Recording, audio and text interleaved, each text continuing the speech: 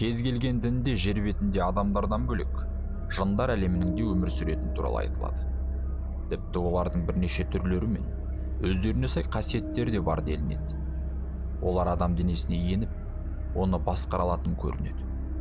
Біз оларды көзбен көре алмаймыз, бірақ солардың кесірінен зардап шеккен адамдардың оқиғаларын естіп жатамыз. Сәлем достар, эфирде сол кездер. Менің есімім Нұрхат. Арнамызға жазылып лайк басып кетуді ұмытпаңыздар.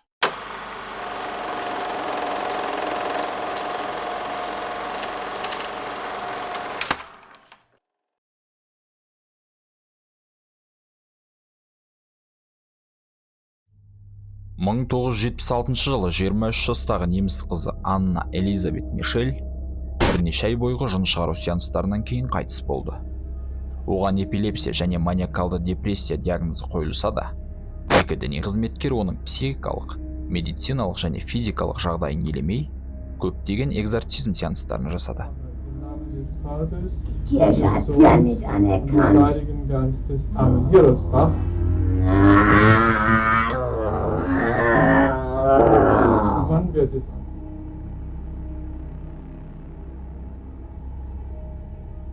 Мың 1968 жылы спазм салдарынан Анна-Лиза тілін тістеп алды. Бір жылдан кейін бір түрлі түнгі аурулар пайда болды. Анна-Лиза дизартрияға байланысты қозғала алмады. Кеудесінде ауырлық сезімін сезінді. Кейде сөйлеу қабілетін жоғалтты және жақын адамдарынан ешкімді шақыруға шамасы келмеді. 1969 жылы бойжеткен тыныс алуы қиындап, денесі толық сал болып оянған. Отбасылық дәрігер Герхард Фогт ата-аналарға ауруханаға баруға кеңес берді. Электроэнцефалограмма жасалды. Ол Мишельдің миында ешқандай өзгерістерді көрсетпеді. Алайда оған самай эпилепсиясы диагнозы қойылды. 1968 жылы 16-ға толған туған күнінде Анна Мишель бірнеше рет есінен танды. Ол оның сыныбында орын алды және сыныптастары оның транс күйінде екенін байқады. Қыз өзін бірдеңе басып тұрғандай сезінгенін және оның тыныс алуы қиындағанын айтты. Ол көп ұзамай өзін жақсы сезінді. Бірақ бір жылдан кейін ол тағы бір талмаға ұшырады. Невропатологқа қаралып еді, анализдері жағдайының қалыпты екенін көрсетті. 1970 жылы маусымда Мишель сол кезде болған ауруханада 3-ші рет ұстамаға ұшырады. Оған антиконвульсанттар, соның ішінде фенитаин тағайындалды. Ол қажетті нәтиже бермеді. Содан кейін ол кейде оның алдында әбілістің беті пайда болатынын айта бастады. Солайда оған құрамы жағынан аминозинге ұқсас және шизофрения мен басқа да психикалық бұзылуларды емдеуде қолданылатын ауалеп тағайындалды. Осыған қарамастан ол депрессияда болуын жалғастырды. 1973 жылы ол дұға оқып жатқанда галлюцинациялар пайда болды. Оның қарғысқа ұшыраған және тозақта шірейтінін айтатын дауыстар естілді. Үшінші ұстамадан кейін мидың сканерлеуі қайтадан патологияны көрсетпеді, бірақ эпилепсияны емдеу тағайындалды. Аннаның жағдайы нашарлап, ашушаң, агрессиялы бола түсті. Ол жігітімен және ең жақсы достарымен қарым-қатынасын тоқтатып, толығымен тұйықталып қалды. Қыз депрессияға түсті. Ол өзін біреу басқарып жатқандай сезінді. Ол діни кітаптарды оқи бастады және айналасындағыларды өзінің қарғысқа ұшырағанын айтып сендірді. Анна өзінің отбасы мен таныстарына әулиелермен қалай сөйлескенін айтып, оларды ақыр заманнан қорқуға шақырды. Содан кейін фантосмия деп аталатын иіс сезу галлюцинациялар пайда болды. Ол басқалар қабылдамайтын жиіркенішті иісті сезіне бастады.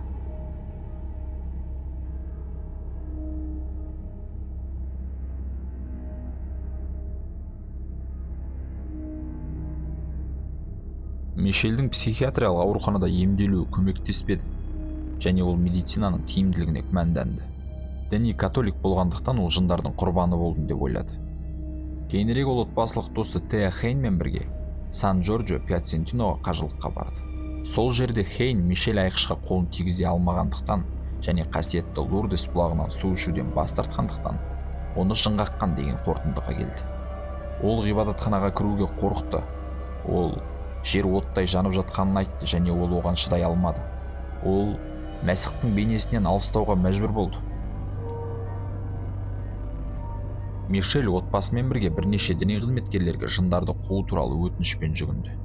Олардың барлығы бас тартты және емдеуді жалғастыруды ұсынды. Мишель хабарлағандай, Экзорцизм епископтың рұқсатын және пациентке жын кіргеніне 100% сенімді болу керектігін талап етеді екен.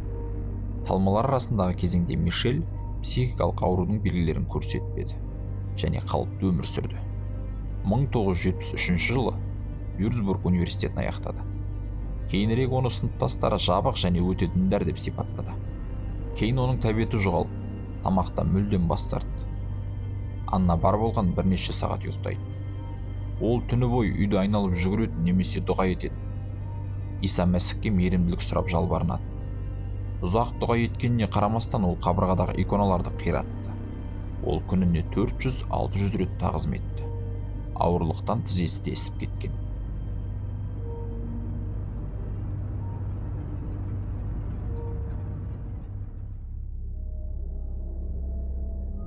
Аннаның жағдайы нашарлаған сайын бірнеше діни қызметкер, соның ішінде Эрнст Альтакей, оның отбасының өтініші бойынша жындарды қуа бастады.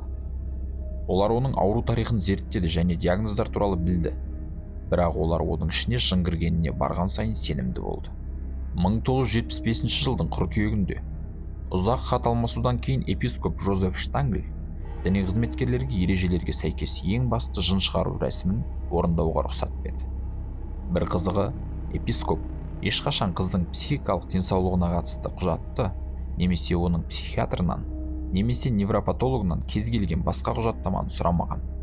Бұл факт 1999 жылы жын шығару рәсімін қайта қарауға келді. Барлығы Аннаның үстінен 67-70-ге жуық экзорцизм рәсімі жасалды. Оның 42-сі видеоға таспаланды. Мишельдің жағдайы нашарлады. Денесіндегі киімдерді жыртып, өрмекшілермен көмір жеп, өлген құстың басын тістеп, едендегі зәрін өзі жалаған.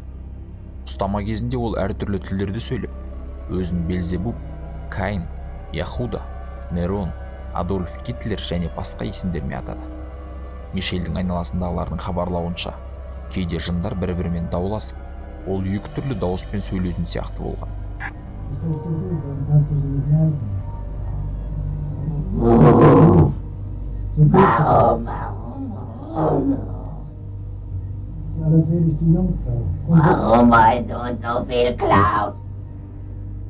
Өкінішке орай жын шығару сеанстары басталғаннан кейін Анна медициналық жолмен емделуден бас тартты. Ол тағайындаған дәрі-дәрмектерді қабылдауды және қандай да бір түрде дәрігерлермен байланысуды тоқтатты. Сеанстар кезінде ол байланып, мықтап ұсталды. Кейінірек сараптама қорытындысы бойынша оның тістері мен тізелері сынған және көздері қарайып, аяқ-қолдары көгерген. 1976 жылы 1 шілдеде Анна Мишель ауыр соққыдан және аштықтан қайтыс болды.